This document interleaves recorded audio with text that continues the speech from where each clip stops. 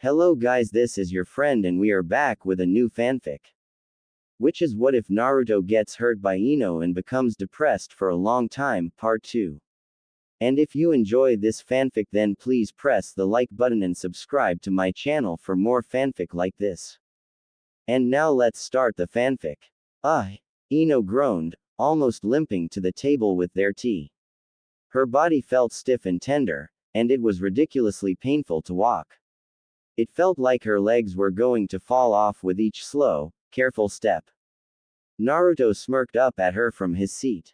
Sore. The kunoichi sat down in the chair across from him, shooting him a playful scowl. I'm glad you find my pain amusing. More like hilarious. Since when were you so witty? When the young man grinned and shrugged, Ino rolled her eyes and changed the subject. What are your plans for today? She asked, slowly sipping at her tea. He lifted his eyebrows in mild surprise, not expecting her to care about what he was up to. I was planning to take the books back to the library, and after that I have to meet with the Hokage. I'll go with you. I checked out over half of those books, so it's only right. Oh, and we can get breakfast afterwards. There's this place down the street from the academy that I've been dying to try. Naruto shrugged his shoulders again. Sure, but will your legs be okay? This is nothing. A little exercise will do them good. She grabbed both of their cups from the table and stood to walk to the kitchen. I'll be ready in 20 minutes. Leave without me and I'll kill you. He smirked and leaned back in his seat. Wouldn't dream of it. I can carry more of the books, you know, Ino grumbled, staring at the pile of books in his arms. It was nearly quadruple the size of her own, and her own pile wasn't that small to begin with. She wondered why he didn't just make a few shadow clones to lessen the load since he could apparently make dozens without even breaking a sweat, but before she could ask, he replied. It's okay, your legs are still sore from skating. It's my fault for pushing you so hard. Ino shook her head. It was fun, and I'm glad I actually got to use my skates for once. They've been collecting dust since I got them for my birthday 2 years ago. Yeah, we should go again sometime. The young woman almost tripped. Was Naruto asking her out? Reasoning that he didn't have that kind of subtlety, she carefully nodded her head. We should. As if he'd been expecting that answer, Naruto cracked a grin. Hopefully next time you'll spend more time skating and less time falling on your butt. Asshole. Despite her best efforts, though, she couldn't keep a tiny smirk from appearing on her face at his statement. They walked the rest of the way to the library in silence, both deciding to just enjoy the quiet atmosphere of the crisp, winter morning. There were a few people milling around, but for the most part, the streets were deserted. In the winter, Konoha didn't really get started until around 8 in the morning.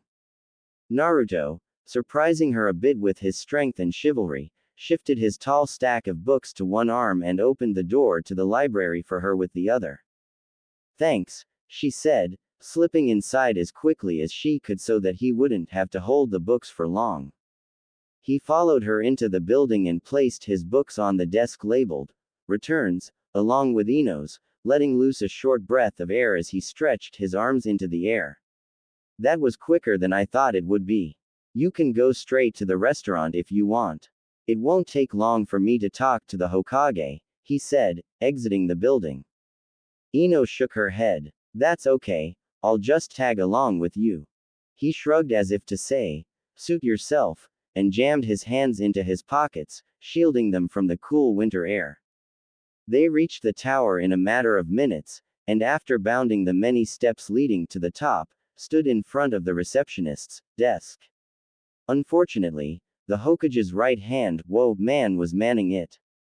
Shizune lifted an eyebrow at the two of them, brown eyes calculating and suspicious.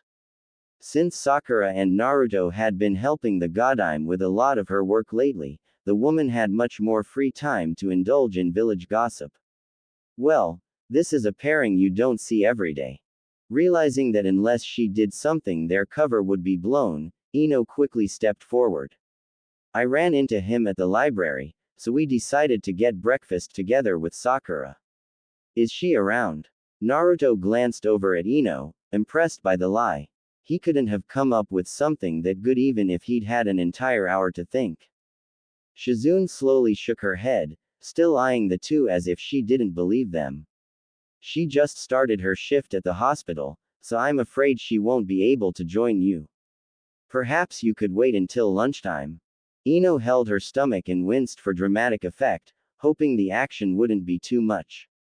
I'm pretty hungry. I guess we'll just have to go without her, the girl said, sighing as if disappointed by the prospect of eating alone with Naruto.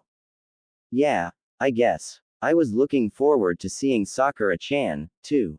He walked towards the large double doors of the Hokage's office, unable to take the medic Nin's stare. I'll be done in 10 minutes, and we'll leave then, he said, glancing over his shoulder at Ino.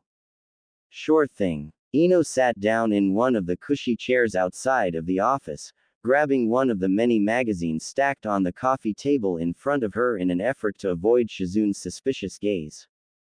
The woman was far from stupid. With 10 minutes and the right questions, she was certain that the medic Nin could get her to crack. Just like she'd thought, Shizune immediately began shooting questions her way. So, do you often run into Naruto? She asked, eyes focused fully on the blonde. Ino shrugged her shoulders. Not really. Maybe once every couple of weeks. I see. You two looked pretty comfortable with each other. The statement caught her off guard. Did she and Naruto really look that chummy to others? Sure. They'd been living together for over 2 weeks, but she didn't treat him any different than usual and neither did he. Chalking it up to Shizune trying to get inside of her head, she put on a wry smirk and rolled her eyes. I hear so much about him from Sakura that it's kind of hard not to be. Unfortunately, the older woman refused to give up. You know, now that I think about it, Sakura mentioned that Naruto's been distracted lately. We were debating whether or not he'd found himself a girlfriend. That Naruto? Not a chance. What girl would go out with him? He's loud, annoying, and immature. Sure, he can have a sweet side every now and then, but he gets extremely petty about the stupidest things. Shizune narrowed her eyes. For someone who only hears about him, you seem to know a lot. Shit. Didn't Shizune have anything better to do than cross-examine her? I'm just repeating what Sakura said.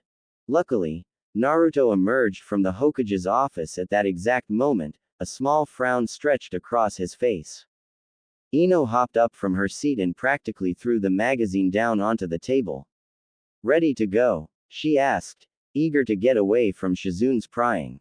Seeing her excitement, Naruto winced. I can't go to breakfast with you. Ba-chan gave me a mission, he said, not quite meeting her eyes. What? Right now? Yeah, me and Shikamaru have to catch a Nukenin that ran off with some kind of important document. Shika. Why him? When Naruto shrugged, she sighed and did her best not to pout. She really didn't know why she was so disappointed. It was just breakfast, after all. Oh, well, that's okay, I guess. I'll just eat something at home. Sorry. Ino pasted on a smile and shook her head. You're the rumored Rokudaime of Konoha, and this is probably some sort of mission to give you more experience or something. We can catch breakfast another time. Her eyes cut to Shizune. With Sakura. Sorry, he said again, looking deeply remorseful.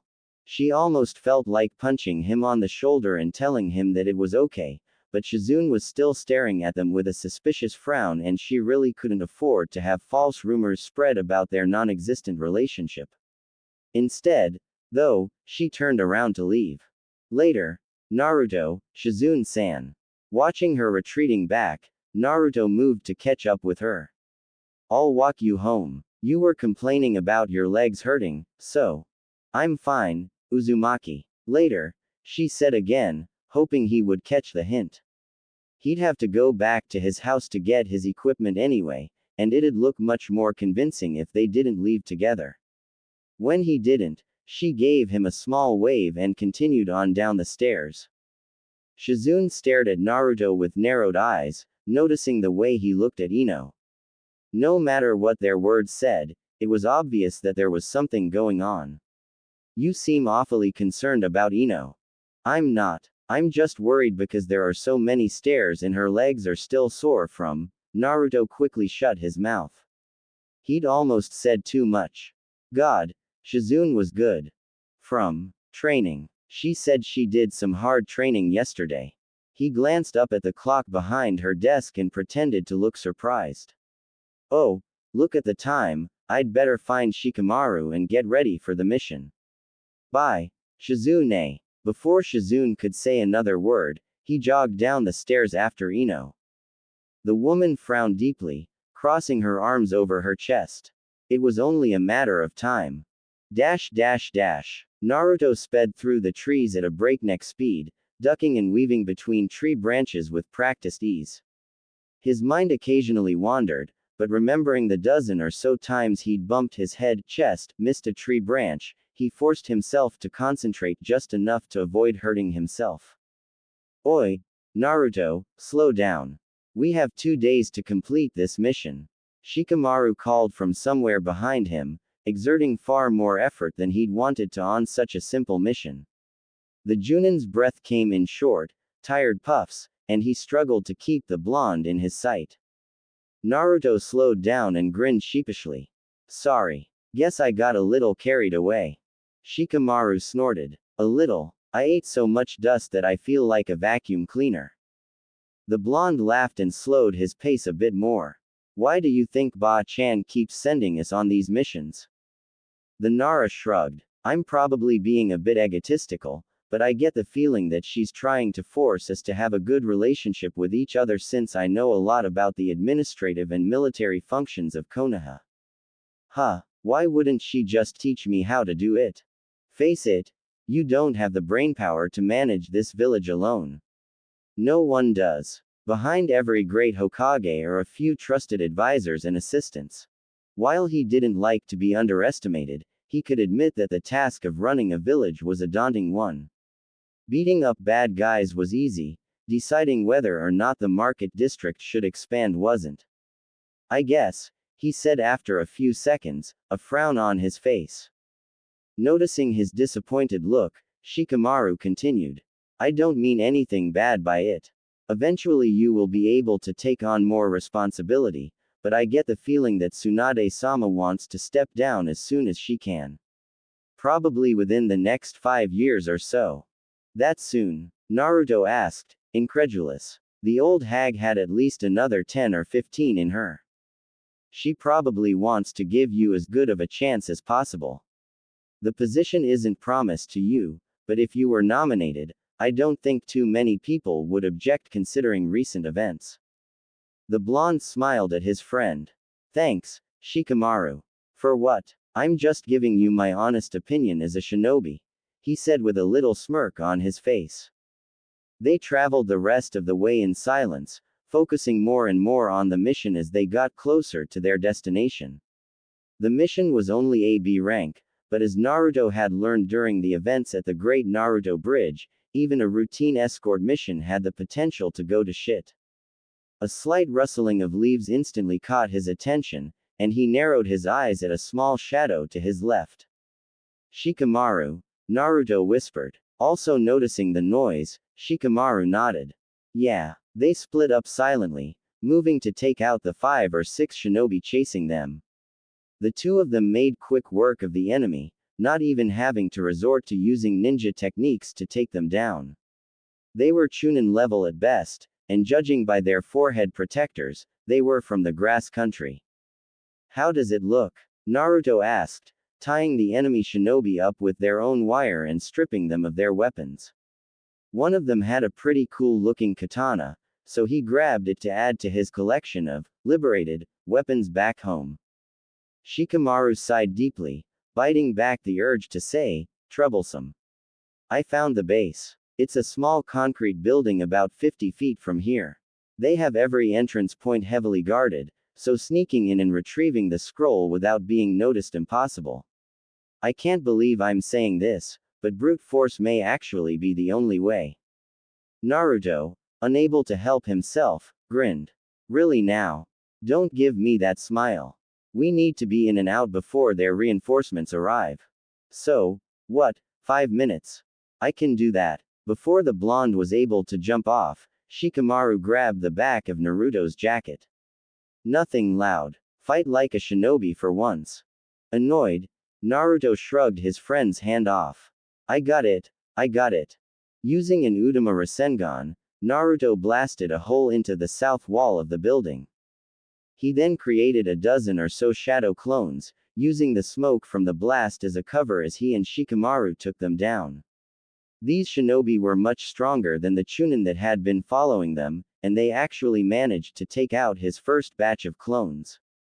Unfortunately, since they were so busy fighting his clones, they didn't notice Shikamaru's shadow creeping towards them.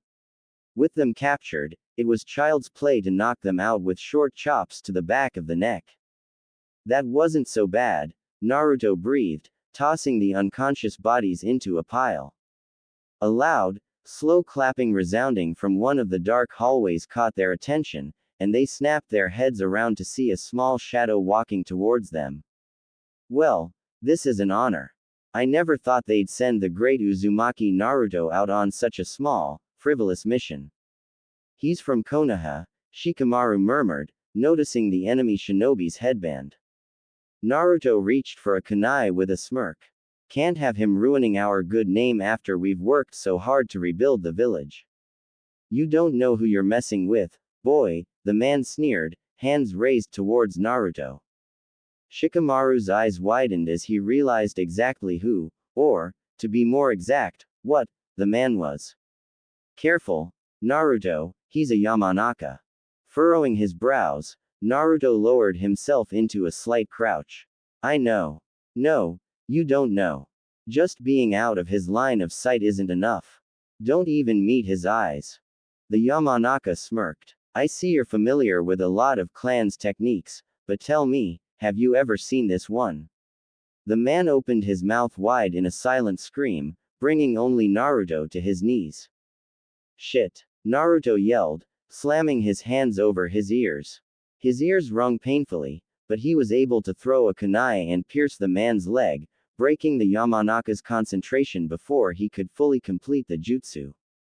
The man let loose a grunt and jumped back. He pulled the knife out of his leg with a slight wince, pain obvious on his face. Just before Shikamaru's shadow could reach him, the man jumped out of its range, using chakra to hang onto the ceiling. He dropped the scroll to the ground with a knowing grin. Take the scroll, that wasn't the point of this whole thing anyway. What are you talking about? Naruto panted, managing to stand on wobbly legs. Whatever the Yamanaka had done left him with the sickening feeling of vertigo. You'll find out soon enough. With that, the man formed a few seals and disappeared in a swirl of leaves, further confirming the fact that he was, indeed, from Konoha. Once he was certain that the older shinobi was gone, Shikamaru grabbed the scroll and walked over to Naruto, concern evident in his eyes. Are you okay? Yeah, I stopped it in time. He took a deep breath and glanced at the sky from the hole he'd blasted in the wall before, noticing that it was around mid-afternoon. That wasn't so hard. Do you think we can make it back to Konoha before nightfall? I thought you were rushing here so that you could enjoy some time off around the town, but you want to go back. Why? Naruto shrugged his shoulders, unable to come up with a viable excuse. He couldn't say he wanted to go home because he was worried about Ino, after all. Shikamaru stared at Naruto for a few seconds before lowering his head and sighing. It was hard to deny the boy when he had those large, blue eyes trained on yours. Fine, but in return, you have to write and file the mission report. There's no way I'm going to do anything besides sleep after sprinting back to Konoha. Grinning widely, Naruto shot off towards the exit. Deal. Thanks, Shikamaru. Let's go. With a heavy sigh, Shikamaru followed, hoping that he could avoid swallowing another mouthful of dust from his overeager friend. Ino boredly flipped through a fashion magazine, eyes barely registering the images on each page. With Naruto gone and herself unwilling to leave the village until she received her test results, there really wasn't that much to do. A knock at the door snapped her out of her boredom-induced daze, and she nearly jumped to her feet to see who it was. She cautiously turned the doorknob and peeked outside. It'd be hard to explain to anyone else exactly why she was answering Naruto's door. When she caught a glimpse of orange through the crack, she nearly flung the door open in surprise. Naruto, what about your mission? The blonde grinned. Finished it. Ino raised her eyebrows. Seriously. Me and Shikamaru make a good team. He's the brains, I'm the brawn. You know, when you put it like that, I can somehow see it. They stood there for an awkward few seconds, both just staring at the other. Finally, Naruto tilted his head in curiosity. So, are you gonna let me into my own home? Depends. Did you bring me a souvenir? When he frowned, she laughed and walked back into the apartment. I'm kidding. Are you hungry? Starving. I only had a ration bar today. Ino scrunched up her nose, knowing exactly how chalky and tasteless those things could be. Ew. Go take a shower and I'll make you something edible. Thanks, Ino. Rather than answer, she shooed him with her hand and went into the kitchen. Naruto watched her retreating back with a smile. Even though Ino felt as though she was mooching off of him, he was really getting the best end of the deal.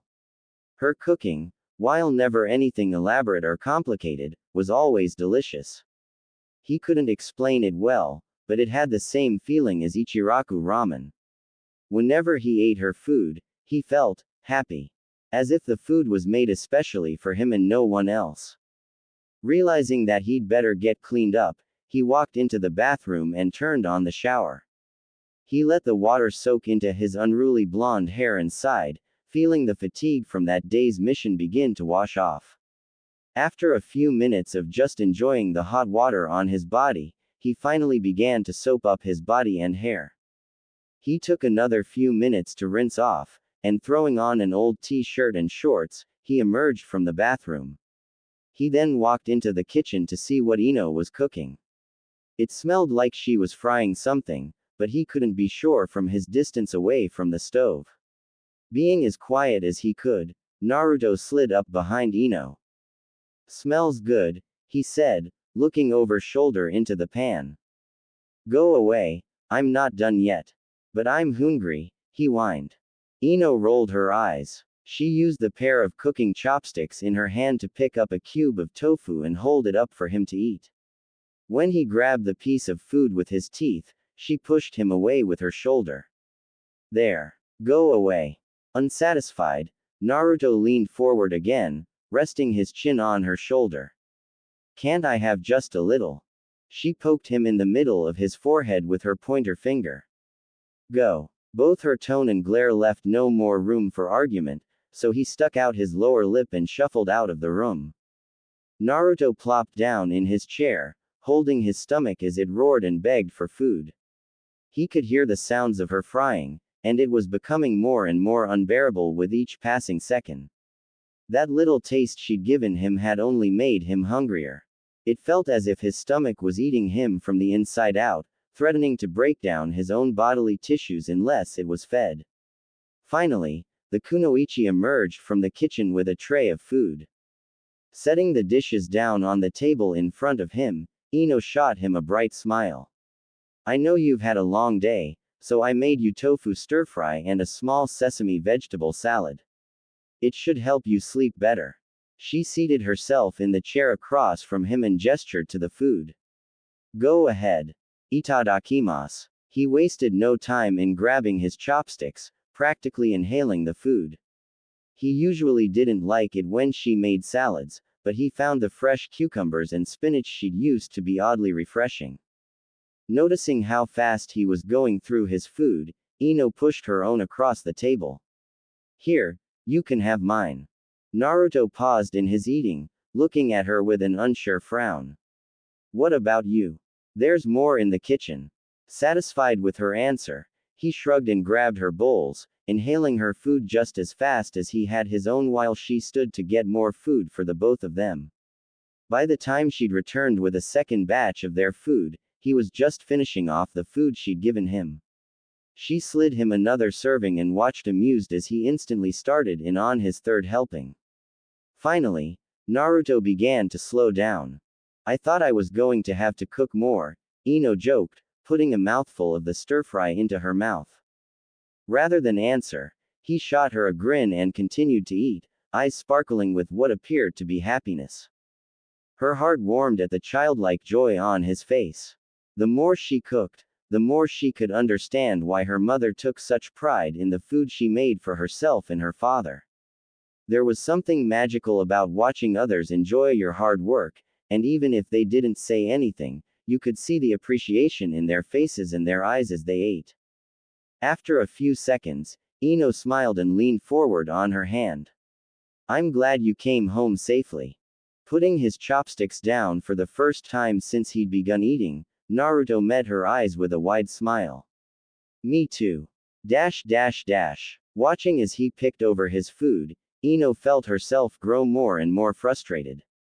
She was certain the breakfast she made tasted fine, either that, or her taste buds had died over the last 9 hours. Eat something. I can't, he mumbled, stabbing at his tamagoyaki with his chopsticks. He attempted to lift the eggs to his mouth, but shortly afterwards, he let them fall back to the plate with a light plop. What are you worried about? If you don't pass, the worst that will happen is that the Hokage will be angry with you. If I don't pass, I either have to find another place to live or go home. If anyone should be worried, it should be me. She stared down at her food and sighed, suddenly finding it to be unappetizing. Great, now I'm not hungry anymore. She stood up from the table with her dishes and walked into the kitchen. Bring your dishes in here. I'll wrap them up so that we can eat them later. Doing as she asked, he gathered his food and followed her. As he moved to place his dishes next to hers, his hand accidentally brushed against hers, causing them both to jump back as if they'd been shocked. The two of them stared at each other for a few tense seconds, neither of them knowing what to say. Finally, Naruto backed away from the counter. I'm gonna go get dressed. Yeah, me too. Half an hour later, the two shinobi left the apartment and headed to the academy. There was already a small crowd of around 50 gathered in the small playground area as torture and interrogation hopefuls waited for the list to be posted on the wall of the building. Finally, a chunin emerged from the academy and pasted up a single, large piece of paper. He was barely able to get out of the way before the crowd of people stormed the list, all desperately trying to see if their name was there. From their position in the back of the group, Naruto could see that there were only 11 names on the paper, making him even more worried. One of the names was definitely Ino's, so that lowered his chances of being up there. It took a few minutes, but they were eventually able to get close enough to see as disappointed and excited people alike dispersed. Being the taller of the two, Naruto was able to see first, and scouring the list, he immediately saw his name towards the top. I made it. Look, I got an 82. He yelled, turning to the girl at his side. Ino grinned widely and nudged him in the shoulder. That's awesome. Do you have any idea how big of a deal that is? I know. Hey, there's an opening at the front. We can see the list a lot easier from up there. Grabbing her hand, Naruto dragged Ino to the front of the crowd, easily pushing people out of the way with his free hand. Now able to see, Ino looked over the list with a wide smile. All of their hard work had paid off. Both she and Naruto had somehow, against all of the odds, managed to pass a test that no one thought they could. However, as her eyes scanned the list, she felt her heart drop into her stomach. What do you mean you're not there? That's impossible. His excitement immediately forgotten, Naruto moved to get closer to the board, knocking a few people off of their feet with the strength of his shoves. He scoured the paper for Ino's name, and eyes widening, realized that she was right. He turned around to look for Ino, only to see that she wasn't behind him anymore. Ino, he called. A shock of blonde hair a few meters away caught his attention, and he pushed his way through the crowd to catch up with it. Ino, hold on. Don't talk to me right now, she said,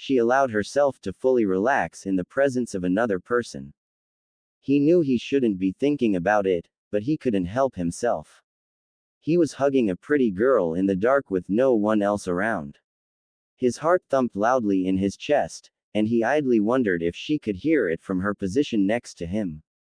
This wasn't right. Even though it was only a friendly hug, he still shouldn't be doing this, and especially not with Sakura's best friend. Quickly but gently moving away from her, he opened the cake box and grabbed the knife. Now that you're feeling better, how about some cake? It's from that bakery you said you liked, he said, eyes focused solely on the treat in front of them. He didn't quite trust himself to look at her yet. Once again surprised by her roommate, Ino's eyebrows arched high up on her forehead. You went all the way to the shopping district just to get me a cake? Naruto shrugged. It's not like I walked. We're ninjas, remember? It only takes 5 or 10 minutes to get there by rooftop. You didn't have to do that. Hey, you've been helping me since you got here. Cooking for me, helping me deal with Sakura, helping me study.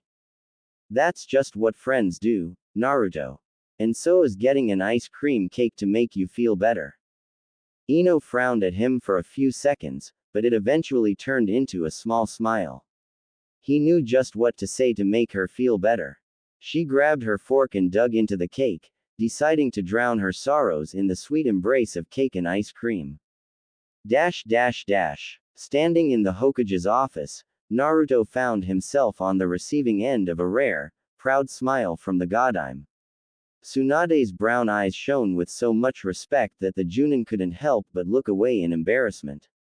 He was idly wondering if this was what it was like to have a mother until the woman finally spoke. I have to say, Naruto, I'm really pleased with you. Not only did you meet my expectations, but you exceeded them. You legitimately passed this test even though I only gave you a week to prepare for it. Why aren't you more excited? Raising his eyes to meet hers, Naruto sighed.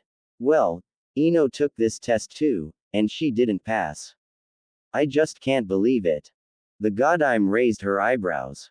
Yamanaka Ino. That is strange. She's a bright girl. She opened her desk and shuffled around a bit before producing a large manila envelope. After looking over a few of the papers inside, she stared at Naruto with a small frown. Naruto, Ino passed the test. She got a 93, the highest out of all the examinees, and her father specifically requested to train Ino himself.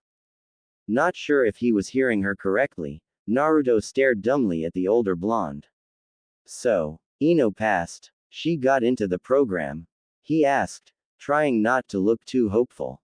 When the Hokage nodded, however, he couldn't stop a wide grin from stretching across his face. He knew it. After witnessing firsthand how hard Ino had slaved over the piles of books they'd checked out from the library, he just couldn't believe that she would actually fail. His eyes sparkled as he imagined the reaction he would get from his roommate after he told her the news. Noticing this, Tsunade furrowed her brows. For Naruto to be this happy for a girl that he wasn't especially close to was more than a little strange. Is there something I should know about? Quickly wiping the grin from his face, Naruto averted his gaze. Nope. Nothing at all. I'm just happy that I passed. He said, backing towards the door. Later Ba-chan. With that, he quickly turned around and rushed out of the office before the woman could utter another word. Left alone in the office, Tsunade narrowed her eyes. Shizune. She shouted, leaning back in her chair. After a few seconds the young woman rushed into the room, cheeks red and flushed from running. Although she'd been an entire floor below, she had still somehow managed to hear her master's call. Hi, Tsunade-sama. What do you know about Naruto and Ino? Naruto bounded up the steps to his apartment, excited about telling her the good news. His mind ran through the dozens of different ways he could tell her. He could go for the old fake-out method, pretending to be depressed before surprising her with what he'd learned. Alternatively, he could also make her guess until she got it. Either method sounded fun, even though they would probably earn him a beating afterwards. With these plans in mind, he opened the door to see the girl devouring the cake he'd bought her last night, furkful after furkful of ice cream disappearing down her throat. Frosting and crumbs clung to her cheeks, and judging by the slightly musky scent coming from her body, she hadn't had a shower since the night before they'd received their exam results. It was a pathetic sight. Putting his pity aside for the moment, Naruto grinned and walked up to her, deciding that she didn't deserve to be led on any more than she had been already. Ino, great news. Shooting him a bored glance, Ino mumbled through a mouthful of sugar. You brought me another cake. The blonde shook his head, mile-wide grin still on his face. Sensing that he had something legitimately important to tell her, Ino perked up a bit, swallowing the large amount of food left in her mouth. What? I just talked to the Hokage. She looked over the test results, and it turns out you passed with a 93. A small silence followed his declaration, and slowly putting her fork down on the table, Ino leveled him with a glare. Naruto, if you're with me, I swear. I'm serious. You passed. Before he knew what was happening, Ino was hugging him tightly, pressing her sticky cheek against his. She was practically vibrating with excitement, and he had to grab onto her waist to keep them both from toppling over. She screamed and shouted at the top of her lungs, eyes bright and happy for the first time in 24 hours. When she suddenly burst into tears, however, Naruto quickly began to panic. What? Why are you crying now? He exclaimed, alarm evident on his face. Idiot, it's because I'm happy. I can't help it, okay. Realizing that he still had his arms around her waist, he quickly let her go and cleared his throat, averting his eyes as he did so. That's great, but I didn't tell you the other news. Ino shot him a puzzled look, not so subtly urging him to continue. Well, since you got the highest score and all, your dad wants to train you himself. At least that's what Ba-chan said. My dad wants to, what? But why? After a couple of seconds, her face fell into realization. He's trying to protect me. He's going to give me stupid, mindless tasks instead of actually teaching me anything. Naruto nodded his head, all excitement gone from his face. That's what I thought, too. That asshole. I don't believe this. After all that asshole. Naruto frowned at the crestfallen expression on her face, feeling a small amount of anger begin to creep into his heart. Then just turn the offer down. The girl shook her head and sat back down on the chair, placing her head in her hands. You don't understand. He won. My dad is second in command of the torture and interrogation department. It'd be seen as disrespectful to turn his offer, especially since he's my father. Unwilling to give up, Naruto crossed his arms. I'm sure we could bullshit Ba-chan with a story about how you want to start at the bottom or something. You know, work your way up and earn the right to be an official member of the department without any favoritism from daddy. There's no way she wouldn't respect that. Do you really think that would work? When he nodded, she smiled nervously and looked up at him. Hey, Naruto. About me being allowed to stay here for another few months. I don't think it's good for me to go home right now, and. The young man grinned. Sure. When Ino beamed and jumped up to hug him again, Naruto felt his face grow hot. The first time he had been too caught off guard to really think much about it, but this time, he was well aware of the feelings that were coursing through him. It wasn't like he'd never been hugged before. Tsunade hugged him every so often. Shizune seemed to view him as her own personal hug machine, and during his training trip with Jiraiya, he'd been hugged and generally dry-humped by dozens of older women who thought he was cute, much to the chagrin of Jiraiya. This was completely different, though. He was actually reacting to it. His mind flashed to the numbers he'd read in Ino's bra. 34C. Size 34C, apparently uncontained by a bra, were pushing against his chest. Thank you. I owe you so much. Seriously. What do you want? Name it. I'll do anything for you. Naruto backed away, struggling to keep his mind from wandering to places that it didn't belong. If this was one of Ero Sennin's books. He roughly shook his head to squash that train of thought and grinned. Then, make me some ramen. Ino stared up at him, a disbelieving frown on her face. Quote. That's it. He shrugged his shoulders. I like the ramen you make. Really? When he shrugged and nodded again, she smiled uncertainly and turned to fulfill his request. Then, hold on. I think I have enough flour to make 2 or 3 bowls. Naruto watched her bounce off to the kitchen, confused. Even with a sticky face, unwashed hair, sweatpants, and a baggy sweatshirt, she still managed to look more attractive than over 90% of the women in Konoha. Ino blew into the room, stomping purposefully towards Naruto.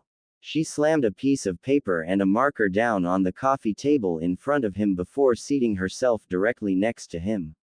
I thought about it, and I decided that ramen isn't nearly enough to pay you back. Surprised, Naruto scooted away a bit and waved his hands in front of his face. It's fine, Ino. You're making me dinner every night and even breakfast sometimes. That's part of our deal, though. I'm supposed to do that. I mean, I want to do something more. Something that will actually help you like you're helping me. That's why I've decided to help you get over Sakura. What? He yelped, eyes widening. Ignoring his reaction, Ino continued. Okay, here's what we're going to do. We're going to break Sakura down into pros and cons. To illustrate her point, she wrote Sakura's name at the top of the paper in huge, dark letters. Under it, she wrote the words, good, and bad, separated by a long, vertical line. Now, name one good thing about Sakura. It took him all of 2 milliseconds to think of something. She's beautiful. Ino scrunched up her face. Well, that's really subjective, but okay. She's cute, she said, writing down the word. I said she's beauty. Name something bad about her, she said, cutting him off before he could finish. She hits me sometimes. Hard. Okay. She's a violent brute. What else? As if he'd been thinking of these things for years, Naruto immediately began to rattle off Sakura's better qualities. She's smart, and nice, and ambitious, and fun to be around. And what about bad stuff? Ino asked, stopping him for the second time. Naruto placed his chin on his hand, obviously lost in thought. After a few seconds, he slowly began to speak. Well, she can be selfish. And hypocritical. I guess she also treats me like a kid sometimes. And sometimes she's a real know-it-all. She also has really bad taste in guys, and can act like she's better than other people. Whoa, slow down. My hand can only write so fast. Despite saying that, she was secretly pleased that he was able to objectively name all of Sakura's bad points. Anything else? The young man paused for a second before shaking his head, eliciting a small frown from Ino. It was obvious he had more to add, but since he'd already named a substantial amount of bad things, she decided to let him off. Now look over this list. Weigh the good and the bad against each other and see how you feel. Doing as she asked, Naruto grabbed the piece of paper from the coffee table and leaned back on couch, studying the list carefully. He'd never really noticed before, but Sakura had a lot of flaws. While he wasn't overly fond of the way Ino had worded some of the things he'd said, she'd scribbled down, selfish bitch, rather than selfish. He had to admit that for the first time, he was starting to have doubts about his feelings for Sakura. From her position at his side, Ino watched his face for any hints as to what was running through his mind. Annoyingly, Naruto's face was completely devoid of emotion as he concentrated on reading over the list. Fed up with waiting, she leaned forward. So, did it help? Are you over her? As if he'd just noticed she was there, he stared blankly at her before shaking his head. Not really. I feel the same way about her, he lied. Well, can't say I didn't try, Ino sighed, standing and stretching her arms. Since I'm going to be staying here for a couple more months, I was thinking I should get myself a futon. It's getting uncomfortable sleeping in just a sleeping bag. Sure. Go ahead. Pouting at how easily he'd brushed off her invitation, she decided to be bold and ask him straight out. Will you come with me? Feeling a little embarrassed when he turned his curious blue eyes on hers, she awkwardly shrugged her shoulders. Shopping alone is boring. Surprised that she'd actually want to be seen with him in public, he slowly nodded his head. Okay. Yeah, just let me throw on some pants and we'll go. Immediately, Ino's eyes dropped to see that he was, indeed, wearing only a pair of boxers. Her face heating up slightly, she turned towards the door. Why you do that? I'll just wait here, she mumbled, a little upset with herself for both not noticing his state of undress and for being affected by it. He was in boxers, for Cammie's sake. It wasn't like he was wearing a banana hammock. Her face turning another shade of red at the thought, the young woman leaned her forehead against the door. She definitely needed some air. Dash dash. The teens chatted animatedly as they walked through the market district, gaining more than a few stares from some of the patrons. Since the Yamanaka flower shop was only a block away, everyone in the immediate area had heard about Ino's disappearance. She knew it was risky to be in the area, and even worse, walking with Naruto, but she was tired of hiding from the entire village. Staying inside all day was starting to get to her. Noticing her destination up ahead, she grabbed Naruto's arm and dragged him into the store. As soon as the owner of the shop greeted them, she noticed Naruto freeze in her grip. What's up? She asked, raising an eyebrow in his direction. Nothing. Ino furrowed her brows but shrugged, chalking it up to his normal weirdness. Well, then, come on. I want to be back before 5 so that I can start dinner. I'm trying a new recipe, so I'll need all the time I can get. Plus, there's going to be a surprise for dessert. Rather than bounce around and bug her about what she was making like usual, Naruto simply grunted and shoved his hands in his pockets, confusing his roommate even more. Okay, now you're acting like Sasuke, she said, knowing how much he hated being compared to his long-deceased teammate. Unfortunately, her words barely registered with the taller blonde. Let's just grab a futon and go. Ino blinked. Now she knew something was up. Still, if he wasn't going to tell her, there wasn't much she could do about it short of hopping into his mind, something she wasn't too keen on doing given that he still had the 9 tails sealed into his belly. Instead, she led him down the aisles to where the bedding was located. She looked over the prices, and after a few minutes, she managed to find 2 ridiculously cheap ones shoved in the back. They were a little dusty, but other than that, they were in perfect shape. She turned and held the futons up to Naruto with a smile. Which one do you like? Without even looking at them, Naruto answered. Does it matter? Instantly, Ino's face dropped into a frown. What the hell is your problem? Nothing. Just pick one and let's go. She studied his face for a few seconds before slowly nodding her head and throwing one of them back onto the shelf. The one she'd picked looked soft, fluffy, and most importantly, was the cheapest. She led him up the counter and smiled at the older man working the register. Just this, please, she said, reaching for her wallet. Uzumaki Naruto, out buying bedding with your girlfriend? The man teased, leaning on the counter. We have some king-sized futons if you'd rather have a look at those. Without batting an eyelash, Naruto replied. We're not going out. Ino winced slightly at how bluntly he'd denied it. His tone of voice left no room for argument, and while she certainly didn't view him as a romantic prospect, it still kind of annoyed her that he hadn't even hesitated with his answer. As if not noticing Naruto's tone, the man continued. Shame. This kid's gonna be big in a few years. Grab him while you can. Ignoring the glares of both teenagers, he looked at the tag on the futon before whistling and speaking again. Wow, this is a damn old item. I'm surprised it was still back there. Tell you what, how about a 30% discount? I need to get rid of this thing before my reputation goes down for having old stock. Ecstatic, Ino's face broke out into a wide smile. Really? Thanks. Naruto, thank the man. I'm not the one buying it. Ino frowned again, noticing his steadily declining mood. She'd have to talk to him when they got out of earshot of anyone else. She paid for the futon and thanked the clerk before leading him outside. As soon as she was sure they couldn't be heard by the man inside, Ino placed her hands on her hips, shopping bag dangling from her fingertips. What was up with that? He gave us a discount and you barely thanked him. Annoyingly, Naruto ignored her question and kept walking. Stomping her foot, Ino marched up behind him and yelled at his back. Naruto. Deciding to shut her up once and for all, he sighed loudly and began to speak.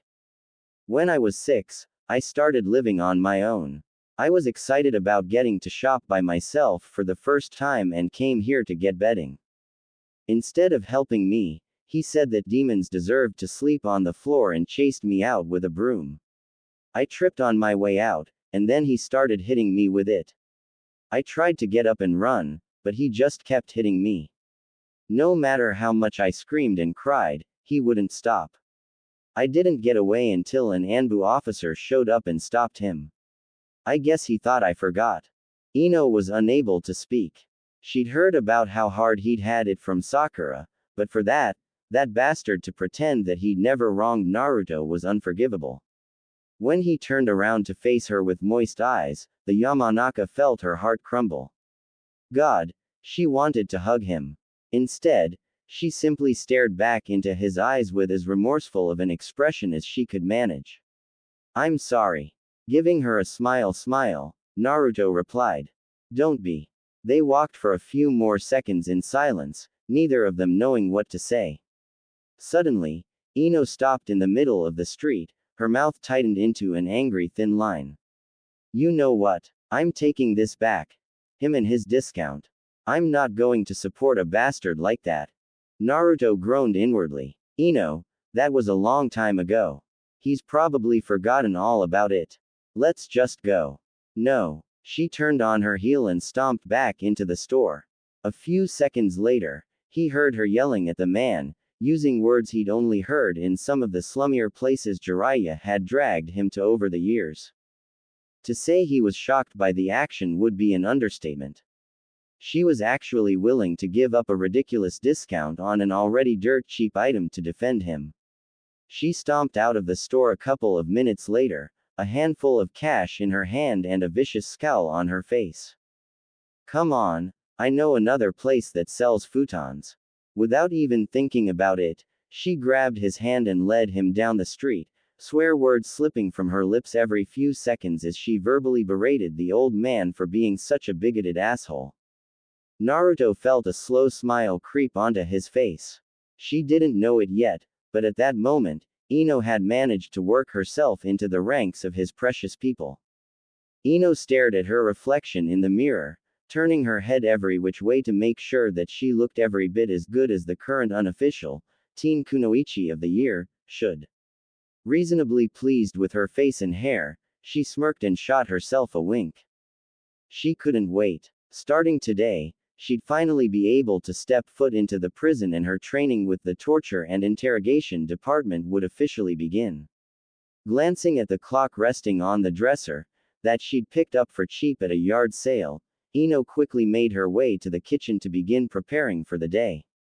Since she and Naruto would be spending pretty much all day at the prison, she not only had to prepare their breakfast, but also their lunches and a snack for that dead period in between lunch and dinner.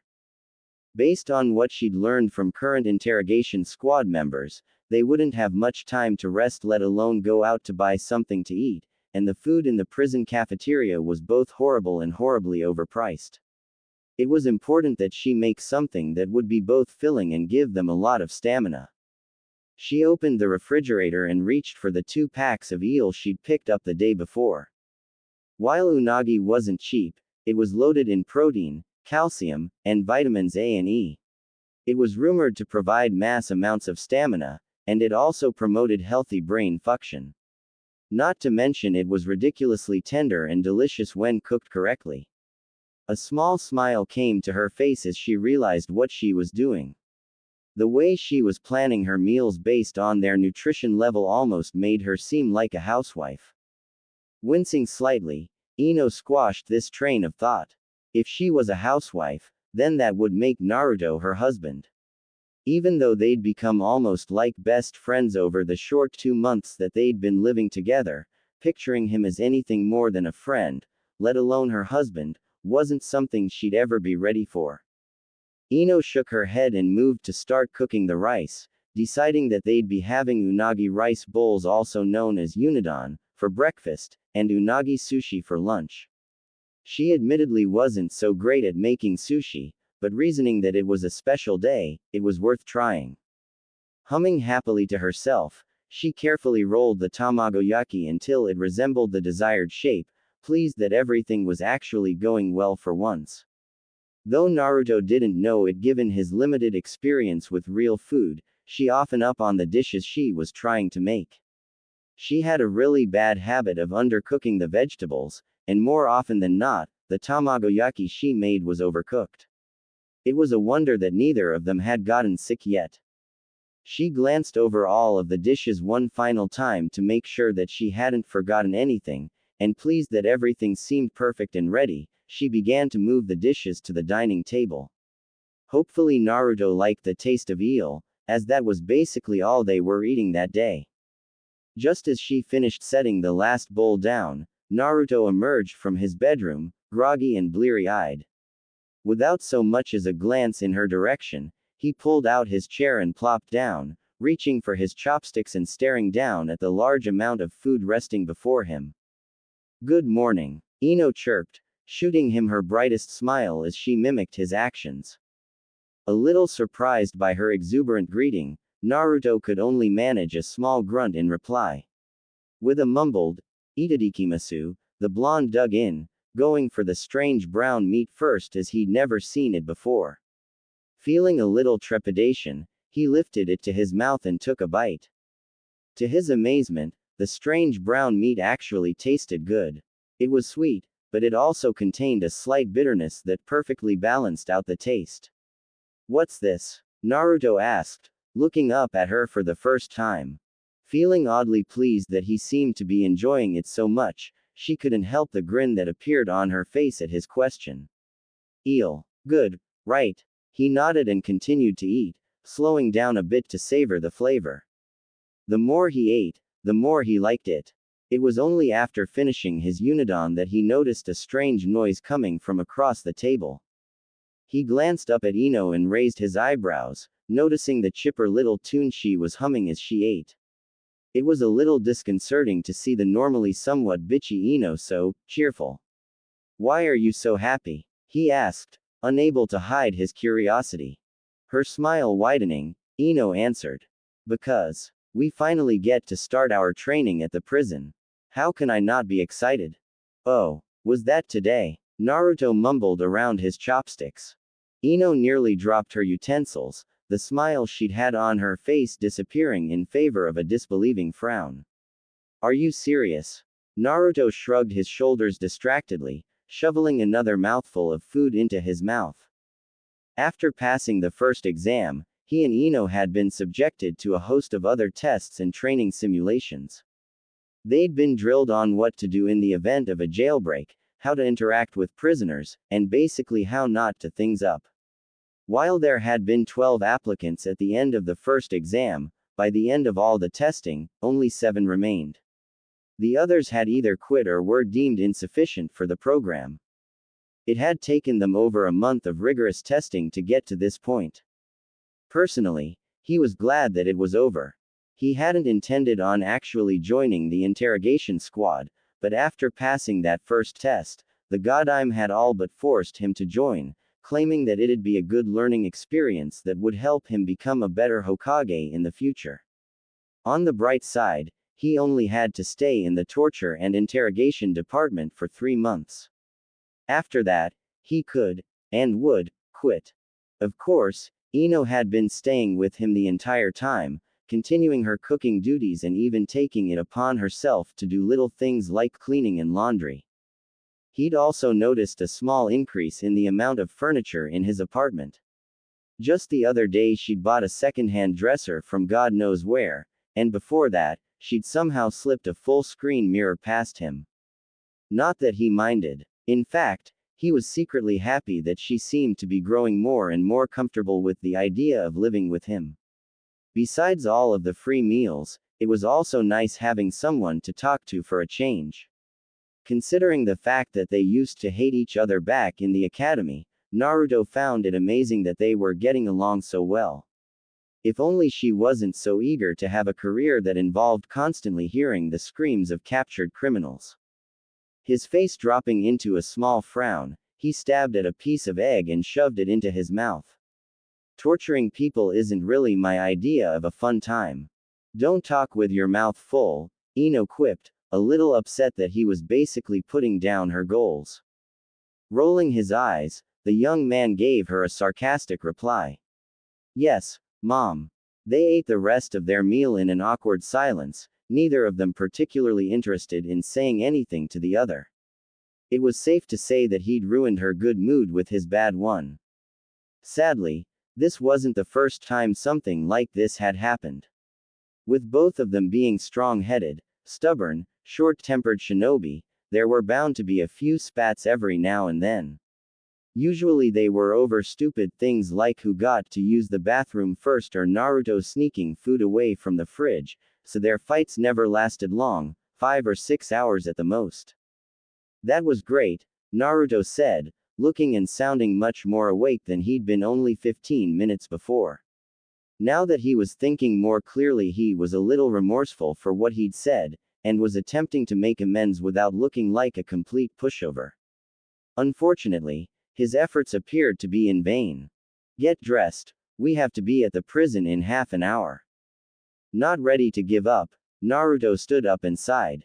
I didn't mean it in a bad way. What I said before. Rather than answer, Ino continued to clear the table of their dishes, face schooled into a cool, neutral expression. To the untrained eye, she looked annoyed at best. To Naruto, she looked pissed. Naruto shrugged his shoulders. If she wanted to be mad, then let her. The entire thing was stupid anyway, since what he'd said hadn't even been that bad. All he did was give her his opinion. Feeling himself start to get angry, he shook his head and walked out of the room. It was going to be a long day.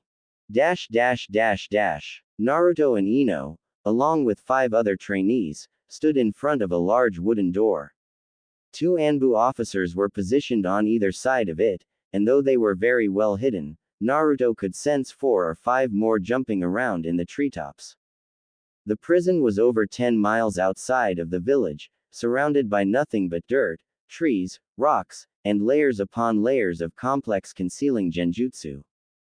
Unless you knew exactly where the prison was, the complex was impossible to find, and if you by some small chance were skilled or lucky enough to get within half a mile of it, chances were the Anbu would be on you before you could get any closer.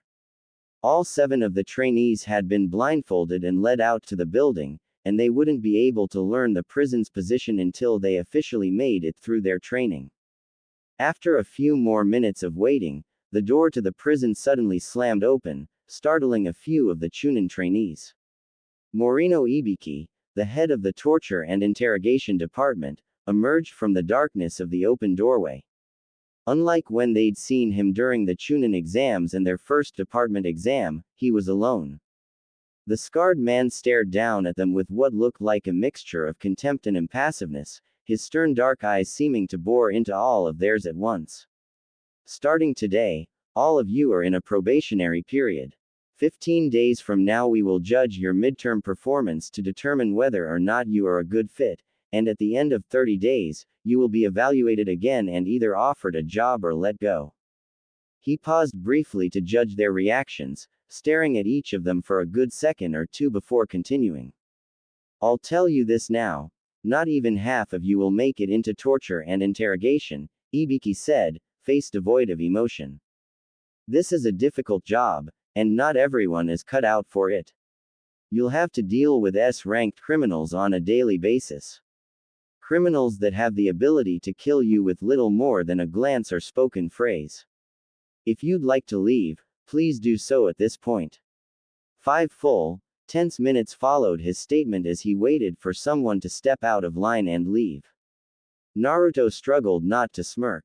This was almost the same exact tactic he'd used during the Chunin exams, basically, leave now and live to fight another day, or take your chances and hope for the best.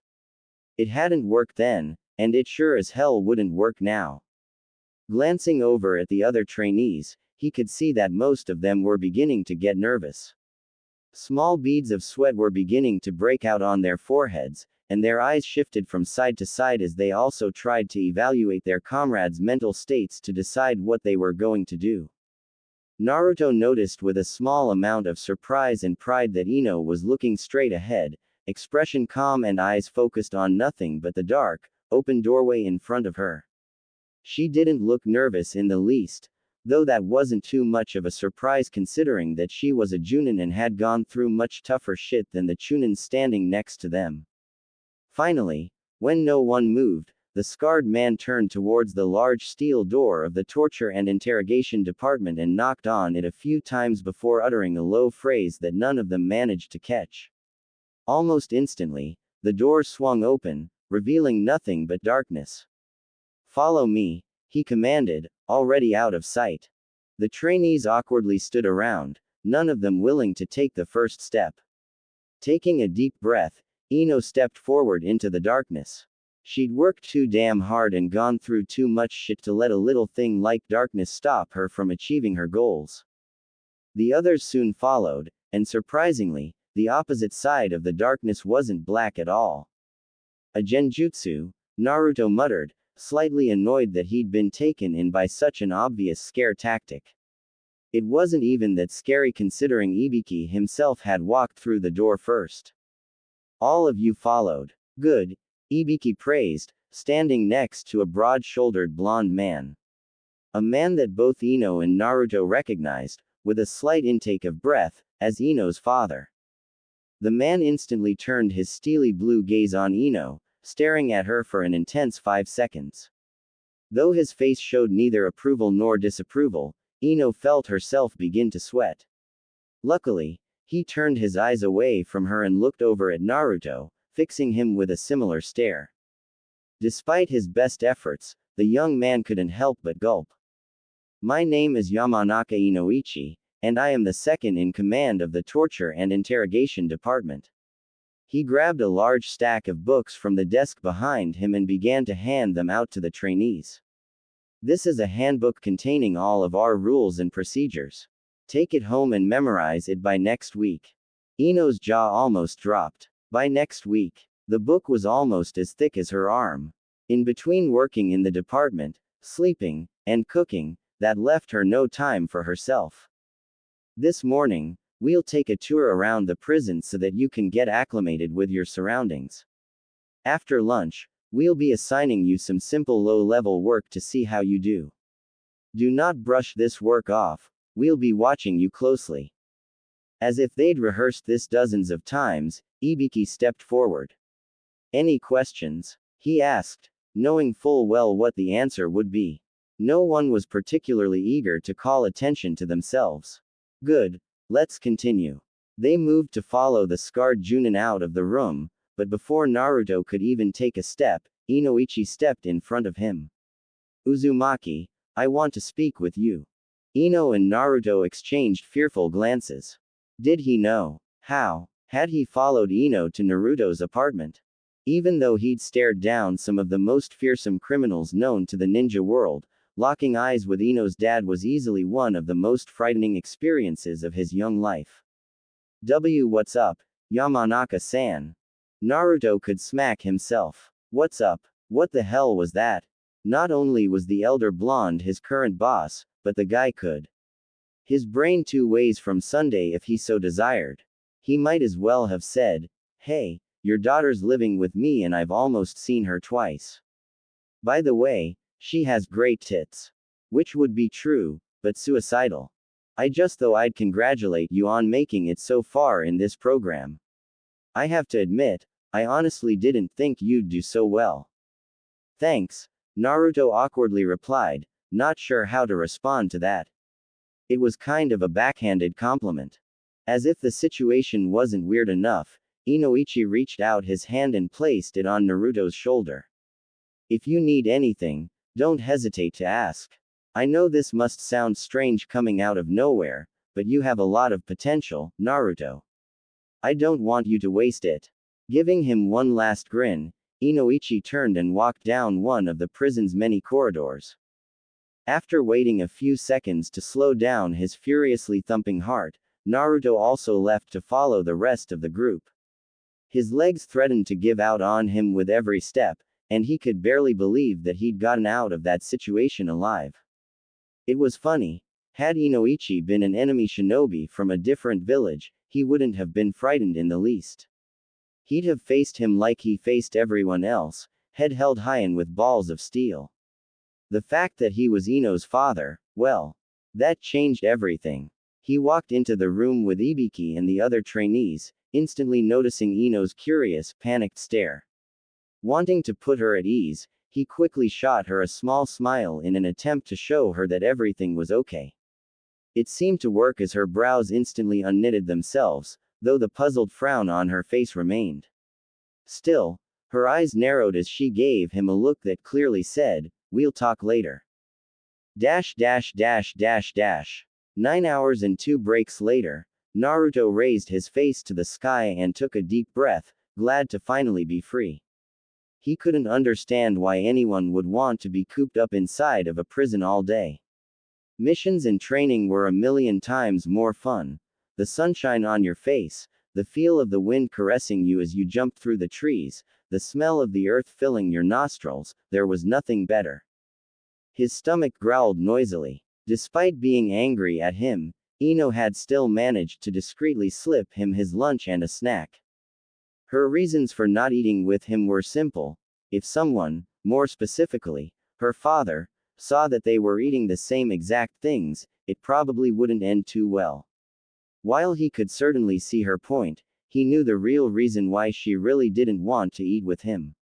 She was still pissed. If there was one piece of advice that Jiraiya had drilled into his head, it was that women always held a grudge. Always. The light sound of jogging footsteps and he slowly turned around to see Ino staring up at him impatiently. "Hey, what did my dad want?" she asked, trying, and failing, to sound as casual as possible. A little surprised that she was speaking to him, he lifted his eyebrows. "He wanted to congratulate me for passing the exam." Ino's face instantly morphed into a mixture of shock and appall. He what?" Ino gasped. "Yeah, I was surprised too. That bastard. Oh, he can congratulate you, but he can't say, 'Hey, great job,' to his own daughter." She kicked a conveniently placed rock with all of her strength, sending the stone flying into the village. Naruto hoped that whoever was in the path of it would be quick enough to get the out of the way. "What's so special about you? Hey, don't get mad at me. I didn't ask your dad to praise me." Ino sighed and rubbed a hand over her face. I know. I just don't get why he's being such a jerk. Your dad's probably just worried about you. I mean, you saw the guys in there. They were practically drooling over you. Well, that's nothing new. He should be used to it by now." The young woman paused. "Are you jealous?" she asked after a couple of seconds, eyes glowing with amusement. Her anger was temporarily forgotten in favor of the stricken look that had appeared on Naruto's face. "What? No way. What the hell are you talking about? Relax, Naruto, I'm just kidding. I know you're in love with Sakura and everything," Ino teased, smile dropping a bit. Surprisingly enough, Naruto's first thought was to deny Ino's accusation. Something about the way she'd said it had made it sound fake. Like he shouldn't love her. Then again, he hadn't seen Sakura in almost 2 months, and because Ino had basically been living with him since their last meeting, he hadn't really thought much about her either. "Yeah," he mumbled after a few seconds, a little shocked at how unsure he sounded. They walked along in silence for a while, neither of them really knowing what to say next. Despite having over 3 miles to walk until they got back to the village, both were comfortable taking their time, using the trek through the forest as a way to unwind after a day of nothing but tests, busy work, and training procedures. As if just remembering something, Naruto grabbed her wrist to stop her. She stared down at his hand before looking up at him with a questioning gaze. Naruto took a deep breath before opening his mouth to speak. Since you're talking to me again, I guess this is as good of a time as any to give you this. He pulled a small gift bag from his pocket and held it out to her. Ino gawked at the gift in disbelief, eyes widening with surprise. When he'd said he was going to give her something, she had half expected him to pull out a kunai and stab her through the heart. What is it? She asked, looking up at him with a suspicious glare. It's for you. Open it. Still in a mild state of shock, she gingerly grabbed the package and stared at it. But, why? I thought we were fighting. Naruto shrugged his shoulders. Yeah, well, I was going to give it to you anyway before you decided to get all pissy. Just open it already. Slowly nodding her head, she opened the little bag and glanced inside. A small, plastic keychain was inside, molded into the shape of a few interlocked wildflowers. She lifted the keychain from the bag, and surprisingly, there was a key connected to the end of it. Is this? Since you seem to be moving in already, I thought I'd make it more official. I mean, I'm not saying you have to live with me or anything, but I thought it'd more convenient if you had a key of your own and. Before he could finish, Ino launched herself full force at him. I love you. You are seriously the best friend ever. She exclaimed, squeezing him as tightly as she could. He didn't really get it for her because he thought it'd make her happy. He just bought it because it would make both of their lives easier. Still, the warm feeling in his chest made him feel good, so he slowly closed his eyes and allowed himself to get lost in her embrace. Hugging Ino was almost one of the most comfortable things he'd ever felt. His eyes popped open at this train of thought. Shit. He was getting far too used to the feeling of her body against his. Ino was a lot more touchy-feely than the rest of his friends, and it seemed like she was constantly finding an excuse to hug him. He gently pushed her away, looking down at her with a smile. He had to stop this. Stop her from getting too close. Ino, he started, hands holding onto her upper arms. Looking into her curious bright blue eyes and wide, glistening smile, he found that he couldn't finish his sentence. Quote. I'm excited about living together. It should be fun. I know. She moved as if to hug him again, and thinking quickly, Naruto stepped out of her immediate hugging range. By now his heart was thumping powerfully in his chest. I just remembered that I have to go to the library for something, he said, taking a few steps back. He didn't want to lie to her, but he couldn't think of any other way to get away. Nodding, Ino began to follow. Cool, I'll come with you.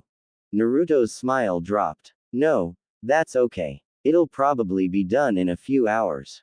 I really don't mind. I don't have anything else to do today. Ino explained, not catching the hint. It'd be faster if I just went by myself. Sensing that he really didn't want her to go with him, Ino frowned, confused by his sudden change in mood. Oh, okay. Well, okay. I'll be home around dinner time. 8, right? He asked, relieved that she was giving up. Yeah, 8. Shooting her a small, uneasy grin, Naruto jogged ahead to get to town faster. Ino stared after him, her expression darkening. Something was wrong. She racked her brain for a reason, but she honestly couldn't understand what had freaked him out so much. It couldn't have been the hugs since he never seemed to mind them much before, and she'd pretty much agreed to officially move in with him. What the hell was his problem? The woman let loose a frustrated sigh. Naruto was a mystery. This fact was nothing new, of course, and she probably thought about it at least once a day, but even after 2 months she hadn't been able to figure out anything substantial about him. She kicked another stone and sent it flying, hoping that whoever was in its path was too slow to get out of the way. Dash dash dash. He didn't know what to think. What to do. He wasn't stupid enough to believe that Ino liked him as anything more than a friend, though. Almost every guy in Konoha, and even a few women, wanted her. He walked aimlessly for a while, killing time and allowing his heart to relax a bit before he had to return home. Unfortunately, he'd wandered a little too close to the hospital, and before he could run, Sakura emerged from the large building. She stared at him disbelief, eyes bright and wide. "Hey, Naruto," she called, jogging up to him with a wide smile. Naruto blanched. All of the emotions he'd felt that first night came rushing back, swirling around in his brain until he felt sick. He swallowed his anger as she approached, somehow managing to piece together a neutral smile. "I haven't seen you in months. What have you been up to? I heard you passed the test for the torture and interrogation department. Congratulations. We should grab something to celebrate and catch up," she said, completely oblivious to the shakiness of his smile and the subtle twitching of his shoulders. Getting a grip on his feelings, Naruto forced himself to speak. "I just ate," he lied, avoiding her smiling gaze. "Well, we should still go somewhere to talk. You've seriously been like a ghost these past couple of months. Everyone is always saying that I just missed you, so I was wondering if you were avoiding me. Did you get yourself a girlfriend?" She joked, leaning forward to nudge his arm. The blonde almost sneered. Of course she was always just missing him. He could sense her chakra from a mile away, and if she was within even a quarter of a mile of him, he would quickly run in the other direction. It had worked up to this point, but since he'd had other things on his mind, he wasn't exactly thinking about Sakura. Feeling annoyed by her patronizing tone, Naruto snapped. "What? Do you think I couldn't? Do you think I'm too stupid for anyone to ever fall in love with me?" Taken aback by his outburst, Sakura glanced around to make sure no one was watching before addressing him again. Luckily, there were only 2 or 3 people on the street, and they were way too far away to hear their conversation. "Naruto, I don't have time for this. For you. I'm busy." "Okay." Stepping around her, Naruto moved to head back home. He'd much rather deal with Ino and her ambiguous actions than Sakura. She quickly caught up to him and slammed her hand onto his shoulder, using her inhuman strength to turn him around. "You're not going anywhere until you tell me what the hell is going on with you. Is it something I did? Something I said? If you'd just talk to me." Naruto began to feel himself zone out as she spoke. He loved the way her pink lips shined and crinkled with each syllable, and he couldn't help but lick his own lips at the way her green eyes shined with unshed tears as she tried to understand him. Before he knew what he was doing, he suddenly leaned down and pressed his lips against hers, cutting her off before she could finish her sentence. Sakura's eyes opened wide in surprise, and immediately after, she slapped him painfully across the face. They stared at each other, both shocked by what she'd done. "Naruto, what? Why sigh?" he asked, voice shaky as he struggled to keep himself together. The pain in his heart greatly outweighed the stinging pain in his cheek. Her eyes lowered to the ground. "I like him. He's good to me, and he likes me, too." "Sai doesn't like you," Naruto yelled, drawing attention from some passers-by. "He's Sai. He doesn't feel anything. And good to you. What about all of the things I've done for you? I know, and I appreciate them, but we're only friends. I just don't feel that way about you." Without another word, Naruto turned around and walked away. "Wait. Naruto," Sakura started, jumping to catch him. Feeling his anger spike, the blonde reeled on her. "You know, I hope you don't regret picking Sai over me. Have fun living with the fact that you made the wrong decision." Although he was angry, Naruto winced. His statement had been completely unnecessary and had only served to make himself look like the immature brat she still thought he was. Just as quickly as his guilt had arrived, it left. Her. He'd spent almost 10 years of his life trying to get Sakura to notice him, but this was it. He knew he wasn't that great, but he was 1,000 levels above Sai. Ignoring the pointing and whispering of the nearby villagers, Naruto smoothly walked away with his head held as high as he could manage. Dash dash dash. Practically stomping up the steps to his apartment, Naruto pushed his key into the lock and slammed the door open. He pulled off his jacket and threw it, not caring in the least where it landed. Surprised by his sudden entrance, Ino almost jumped up from the couch, the book she was reading falling to the floor. Naruto, you're back early. I just started dinner, so it'll be another 45 minutes. When she noticed the look on his face, she quickly strode across the room to comfort him. Hey, are you okay? What's wrong? Letting loose a frustrated sigh, Naruto turned his glare on Ino. What is with everyone thinking that there's something wrong with me? Do I really look that pathetic? You're not pathetic, Naruto, I'm just worried about you. You left in such a hurry before, so I was wondering what had happened. Naruto felt his anger begin to dissipate as he saw the concern in her eyes. At least someone gave a shit about him. He knew it was suicide, and he knew that it was incredibly stupid, but he couldn't help himself. Cupping her cheek in one hand, he jammed his lips against hers. Unlike his experience with Sakura, though, Ino didn't slap him. She stood still for a couple of seconds as if she was trying to process what he was doing, but once she figured it out, she leaned further into him, deepening the kiss. Her hands instantly around his back, and her hips pressed lightly against his. The fragrance of her soap was driving him crazy, making him more aggressive with each passing moment. It also didn't help that she had changed from her regular shinobi gear and was only wearing a pair of shorts and a small, thin t-shirt. After a few seconds of kissing, it became obvious to Naruto that he didn't know what the hell he was doing and that she did. She'd grabbed his hands and placed them on her waist, basically telling him where she wanted him to go. Her own arms slid up to wrap around his neck, bringing his face down closer to hers.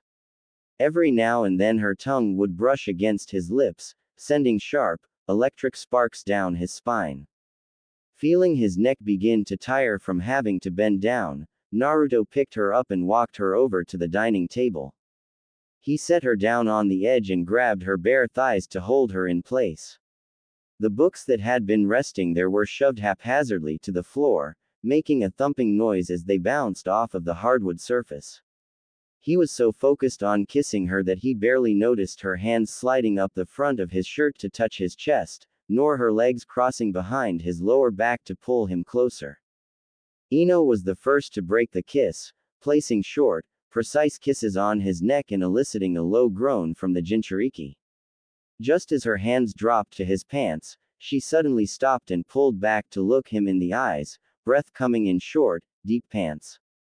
Why? She breathed, eyes unfocused and lips puffy. Rather than answer her question, Naruto leaned forward and tried to kiss her again, only to be foiled by her hand on his chest. Naruto, stop it. We have to stop. This is wrong. We live together now. He rested his lips on her neck. So, he mumbled, tickling her. It's not right. We don't like each other like that. Naruto slowly removed his hands from her legs and stood up, a frown settling onto his face. Ino could literally see the betrayal in his eyes, and it hurt her to see him this way. I'm sorry, Naruto. This was a mistake. While she should have just stopped there, her mouth decided to keep going. I've just been so alone without my parents or my friends, and I haven't been on a mission lately, so I have all of this pent-up energy and... It's okay. It was my fault. Let's just pretend none of this happened. Ino furrowed her eyebrows. There was something he wasn't telling her. What happened, Naruto? Nothing. Her mouth tightening into a thin line, Ino grabbed his face in her hand and forced him to stare at her. Look at me. What happened? What did he have to lose? He'd already been completely rejected by two of his best friends. Why not spill everything? So, with his eyes watering, Naruto confessed. I talked to Sakura. She's in love with Sai. She's really in love with him and there's nothing I can do about it. Rather than say anything, Ino wrapped her arms around his head and pulled it into her chest. She felt his body tremble as he struggled to hold in his emotions. It was a losing battle, however, and a drop of water splashed onto her bare thigh. As soon as he realized that he was crying, Naruto quickly slipped out of her grip and turned away, wiping at his eyes with the sleeve of his jacket. God, he was weak. He sniffled loudly and walked towards his room. I'm going to sleep. You don't have to make dinner or anything. She started to stop him, but at the last moment, she changed her mind. Leaving him alone was probably the best thing she could do for him at this moment, even if it killed her to do so. She placed her fingertips on her lips, the memory of their brief make-out session still fresh in her mind. While she knew that it was wrong, and she knew that this was only a one-time thing, she couldn't help but wonder what it would be like to kiss him again. Ino sat at her large wooden desk, eyes glued to the page of a particularly thick and old-looking book. She was trying her best to read it, but for the life of her, she couldn't concentrate on what the words were saying. Not that it wasn't interesting. There were a surprisingly large number of ways to break a man, and nearly every one of them seemed to be more interesting and vicious than the last. Anko had recommended it to her as light reading, leading the blonde to wonder what the hell heavy reading for the snake Junin was. No, she couldn't concentrate on the book because her thoughts kept shifting back to Naruto. He'd left without eating breakfast that morning, giving her little more than a grunt as he passed by her on his way out the door. It was obvious by his demeanor that he didn't want her to bother him. Yamanaka. Not that she could blame him. It was kind of a mean thing to think, but the boy was pitiful. He'd been rejected by his longtime crush, and though they hadn't been close for nearly as long, she had also pushed Naruto away. Granted, it had been a Herculean effort for her to stop him, but she'd still done it. Yamanaka. It wasn't until the woman slammed her hand on the desk did Ino finally jump and look up from her book. Get it together, Yamanaka. Seeing that she had the blonde's attention, the woman continued. It's time to feed the prisoners. Really? Ino asked with interest, closing her book and standing up to stretch. The torture and interrogation department wasn't nearly as fun as she'd thought it would be, so getting to do something like this was a rare and welcomed opportunity. For low-level members like herself, most of their day consisted of filling out paperwork, filing, and if they were lucky, booking civilians. That was it. No interrogating, no interaction with the prisoners, and worst of all, no torture. She was beginning to wonder if all the menial labor they were being subjected to was worth it.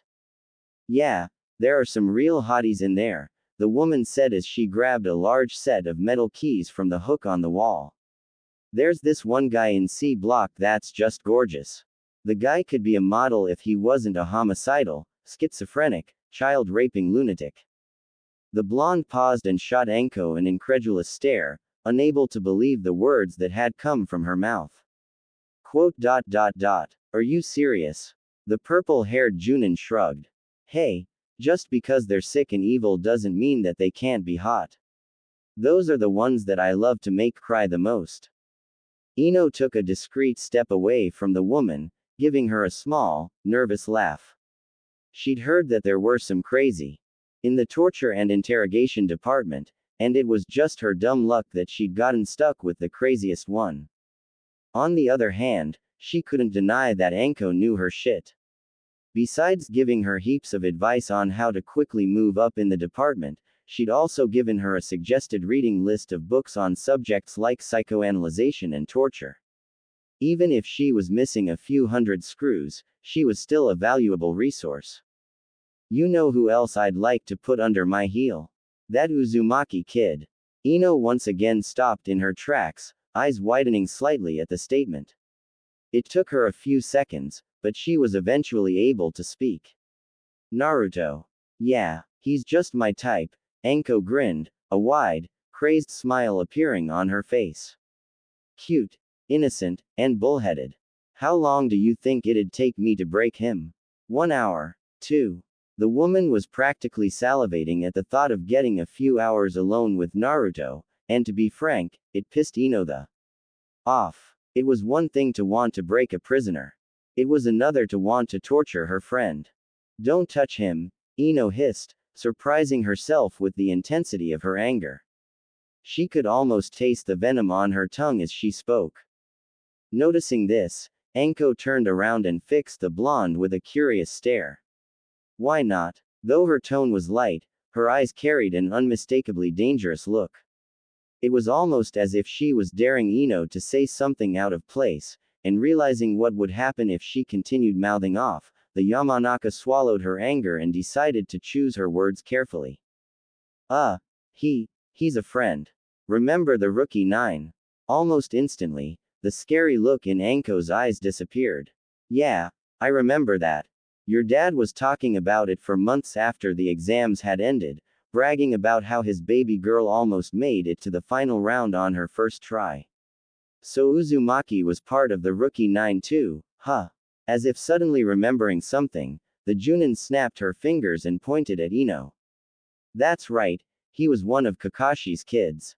That gives me even more reason to. With him. I'm serious, the teenager frowned, feeling like she was getting nowhere. Leave him alone. Don't be such a stiff, Yamanaka. You're just as anal as your dad. I am not. I'm nothing like him. Well, when other guys so much as mention your name he freaks out. You should have seen what happened to the last prisoner who mentioned that he wanted to stick his up your. Anko paused and rubbed her chin, eyes rolling towards the ceiling in thought. Actually, what the hell ever happened to that guy? Ignoring this disturbing new piece of information, Ino persisted. Do you promise not to touch him? Naruto, I mean. The woman fixed the girl with an even stare, boring her light brown eyes into the blonde's cornflower blue ones. After a couple of seconds, she shrugged nonchalantly and turned around, a tiny smirk appearing on her face. Fine, whatever. There are plenty of other toys in here to keep me occupied. I'll leave your boyfriend alone. Ino started to deny that he was her boyfriend, but changed her mind at the last second. As long as Anko was going to leave him alone, she could think whatever she wanted. They walked into the prison cafeteria where the normal prisoners were already sitting down for lunch. All of the guys in this area were either civilians or genin-level shinobi with their chakra coils blocked, so they were of little to no threat to the two kunoichi. No one was willing to take on two junins who had the ability to both mentally and physically them up. Anko led Ino to the back of the room where 15 or so trays sat waiting for them. These are the lunches we serve to the guys in maximum security. Here. She picked up the stack and shoved them into the blonde's arms, effectively cutting off her line of sight. Let's go. With Ino stumbling along behind her, the older Junin backtracked through the cafeteria until they reached the maximum security cells. These guys were Junin level or above, and even with their chakra coils blocked, they were considered highly dangerous. She stopped in front of the first cell and turned to her temporary apprentice. Okay. Basic rundown. Lift the hatch and slide the tray underneath it. Do not let your hands get anywhere near the door. Unless you're me, that is. Shooting Ino a conspiratorial wink, she lifted the hatch and slid the tray inside the door, deliberately letting her hand get a little too close to the opening. Almost instantly, the large, grubby hand of the prisoner shot out of the opening to grab her, only to be impaled by Anko's kunai. Ino winced at the horrified scream the man let loose. Are you allowed to do that? She asked. Anko shrugged. I can do whatever the hell I want. I'm the guard, they're the prisoner. Still, the girl was unconvinced. What if the wound gets infected and he gets sick? He'll be taking up hospital resources if we have to treat him later. You should let me take a look at that now while it's still fresh. The woman seemed to consider this for a few seconds, and realizing that the teenager was right, rolled her eyes and kicked the metal door. Hey, shitface. If you want to be healed, stick your hand out again. Oh, but if you try anything, I'll take the whole thing off. The other side of the door was silent except for the man's heavy pants, but after a few short seconds, he tentatively stuck the damaged appendage through the small slit in the door. Ino instantly fell to her knees and began to heal the wound, hands glowing with the skills she'd learned from Tsunade. After a few seconds of this, the hole gradually began to close and stitch together until there was nothing but a large, pink scar left. See, all it takes is a little creative intimidation to get men to do what you want. Remember that, Yamanaka. Ino resisted the urge to reply with something snide inside. Getting on Anko's bad side probably wasn't a good idea. Right. An hour after feeding the prisoners, Ino went to the prison break room to grab her own lunch. Unsurprisingly, Naruto wasn't there. She glanced in the fridge to see that the food she'd made that morning was still sitting in the back of the icebox wrapped in a couple of nondescript handkerchiefs. She wasn't too worried about any of the other trainees stealing their food. She'd placed a hasty genjutsu on their lunches, making it so that if anyone opened the box, they'd see and smell nothing but rotten rice and spoiled eggs. It wouldn't fool any of the more experienced members of the department, but they usually went out for lunch anyway. Grabbing their bento boxes, she spared her fellow trainees a small smile and wave and strode out of the room, intent on finding Naruto before their hour lunch break was up. Trying to recall things Sakura had said about Naruto, Ino walked to the front door of the compound, and immediately after getting outside, she took to the trees. If she remembered correctly, he liked high places, more specifically, the top of the fourth Hokage's head. Since that was way too far from the torture and interrogation department, she decided to look for someplace a bit closer. She applied some chakra to her feet and ran up the tallest tree she could find. She shielded her eyes and looked around, and spotting a ridiculously tall rocky hill in the distance, Ino grinned. Bingo! She hopped down from the tree and began to jog towards where she assumed her friend to be, food held carefully in her left hand. It only took a few minutes for her to reach the hill, and smiling wider as she picked out the small orange speck resting on top of it. Taking a small breath, the blonde smoothly hopped her way to the top until she was standing right behind him. Hey, I've got your lunch, she said, holding out one of the boxes towards him with a small amount of triumph. Naruto, not quite meeting her eyes, turned in her direction. Thanks, he mumbled, reluctantly taking the large wrapped box from her. He set it down on the rock next to him without so much as a second glance at it. You should go somewhere else. Don't want your dad seeing us eating the same thing. Anko says he's on a mission until tomorrow. It's safe enough since I don't think anyone else is particularly interested in following me around. Naruto nodded his head towards an especially thick area of vegetation to their left. There are 2 Anbu officers watching us right now. People talk. I'll take my chances, Ino shrugged, not bothering to see if he was telling the truth or not. Before he could say anything else, she brushed the dirt off of the rock next to him and sat down, shoulder bumping into his. So, listen, we get our first week's pay today, and I was thinking that we could go out and get something to eat to celebrate. Nothing fancy, but no ramen either. There's this great restaurant near. I actually have a mission this weekend, he said, cutting her off.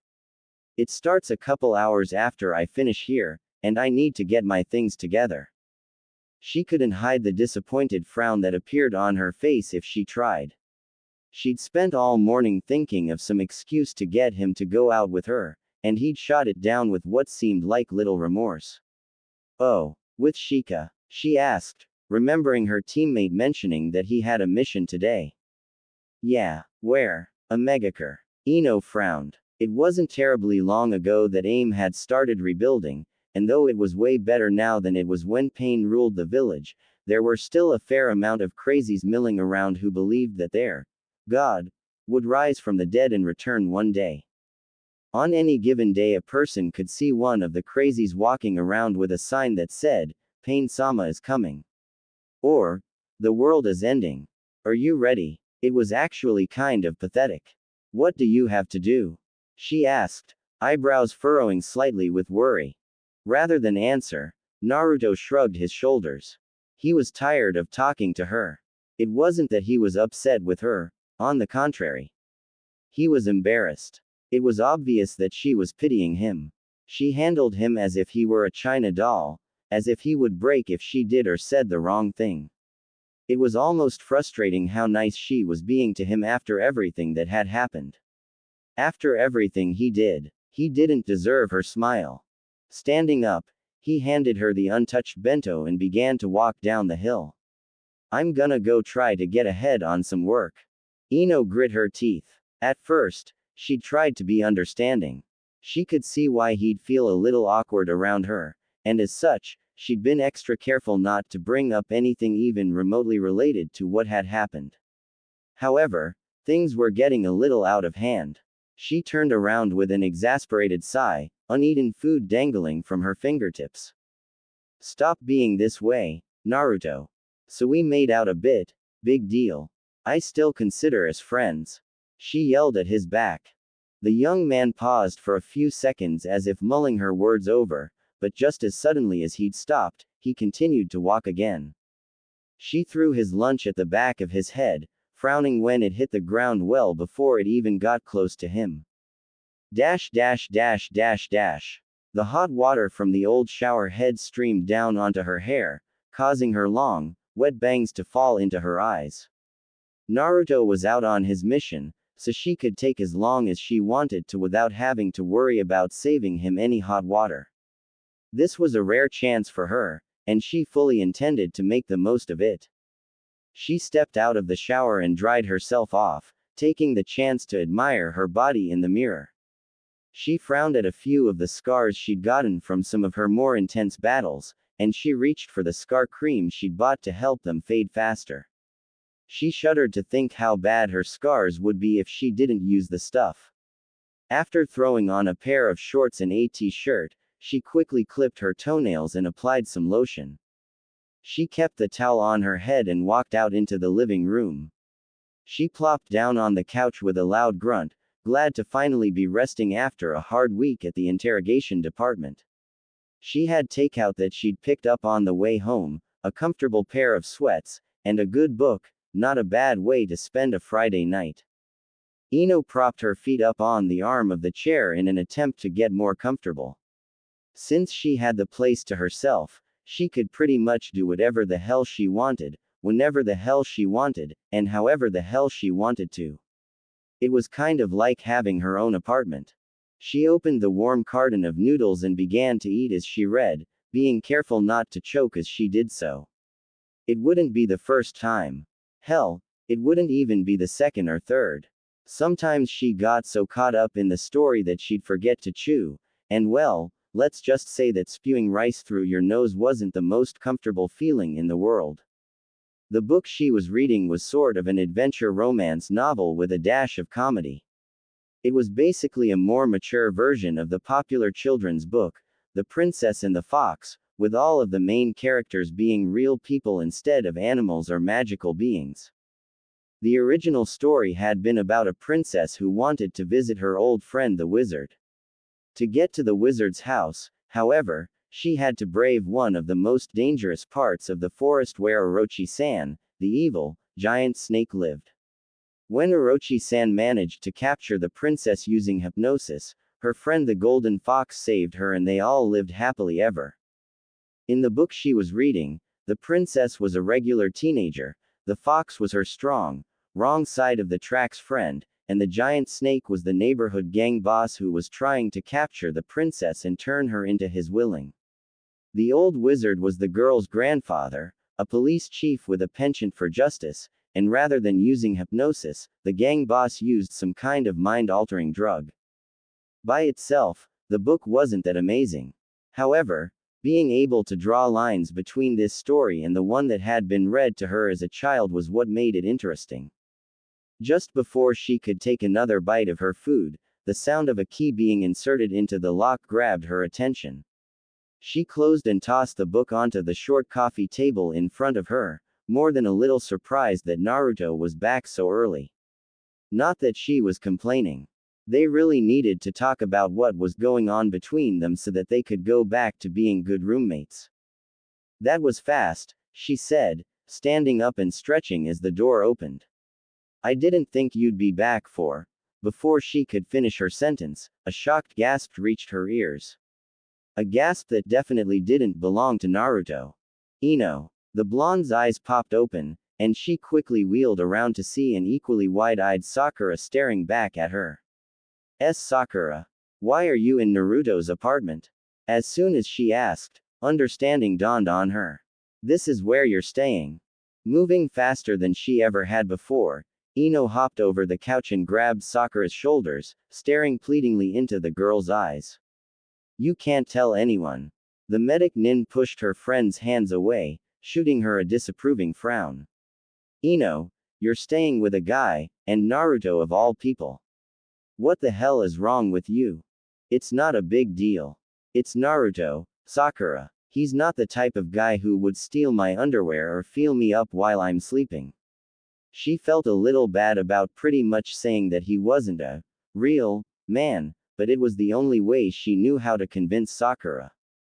The Hokage's apprentice paused in thought, apparently realizing that Ino was right. Well, that's true, but then what's the problem? The blonde pushed, trying not to look as nervous as she felt. The problem, Ino, is that you're living with a guy while your poor mother is at home freaking out. Ino lowered her eyes, feeling a little guilty.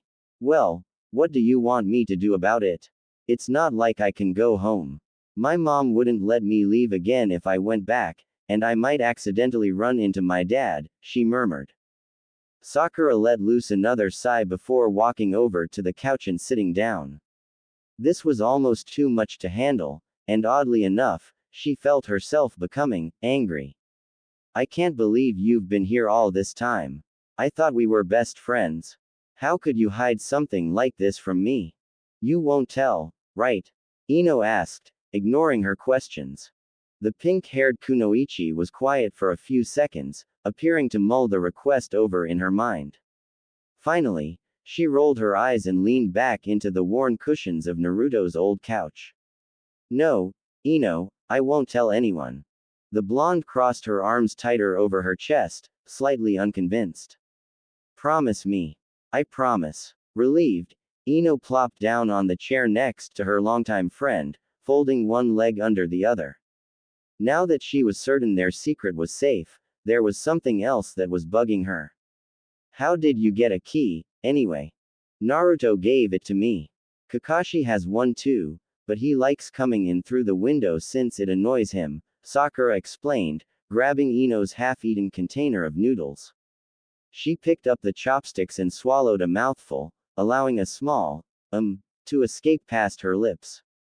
Ino's breath caught in her throat, surprised by this new information. Kakashi came by, too. Kakashi. How often does he show up? I dunno, he checks in whenever he feels like it. He probably already knows you're here. Noticing the horrified look on Ino's face, Sakura rolled her eyes. Don't worry, I doubt he's told anyone else. He probably finds it too amusing. Good. The last thing I need is for my dad to find me here. Putting the chopsticks down, the pink-haired kunoichi leveled her gaze. Look, Ino, I know this sounds horrible, but you really can't stay here. Ino's face instantly dropped into a scowl, and she bit the inside of her lip. Hard. What the? Where the hell did she get off telling her what she could and couldn't do? This was Naruto's apartment, and she had no say whatsoever in who could or couldn't live in it. You're right, it does sound horrible. Just hear me out, okay? Satisfied that Ino was looking at her, albeit with unhidden hostility, she continued. I know you find Naruto to be a nice guy, but he's still a guy. And, let's face it, Ino. You're a tease. Ino winced inwardly. As much as she wanted to, she really couldn't deny it. Dozens of guys and girls alike had told her the exact same thing, and just because it was unintentional didn't make it any less true. And, she asked, already knowing what was coming next.